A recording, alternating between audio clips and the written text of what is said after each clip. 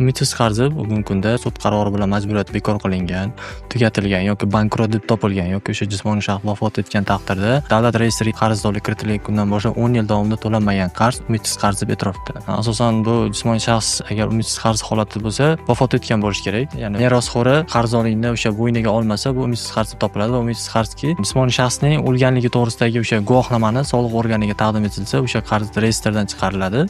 Umidsiz qarz sifatida tan olinadi. Yuridik shaxs tomonidan esa umidsiz qarz qachon hisoblanadi? Yuridik shaxsdan o'sha sud qarori tomonidan to'lov qobiliyati yo'qotilganda, ya'ni bankrotskiy holat e'lon qilinganda, o'sha hech qanaqa o'sha bankrotskiy holatida korxonani o'sha qarzdorlik to'lash imkoniyati bo'lmaganda, mol-mulki bo'lmaganda yoki o'sha to'lovsizlik qobiliyati yuzaga kelganda, bu davlat tomonidan reyestrga kiritilgan sanadan to 10 yil davomida to'lanmagan qarzdorlik ham umidsiz qarz hisoblanadi. Jismoniy shaxsda ham soliq qarzdorligi to'lanmagandan so'ng o'zi sudga qo'shiladi. Bugungi kunda umid tomonidan ham o'sha fuqaroni o'sha undirish imkoniyatini topa olmasa, xulosa tayinlanadi. Qarzdorlik o'sha to'lovsiz qobiliyatiga kelib qoladi. O'sha fuqaro to'lovsiz qobiliyatiga, ya'ni o'zi muddat o'sha 10 yildan so'ng o'zi avtomatik soliq qo'mitasi tomonidan ro'yxatga olinib chiqazib yuboriladi.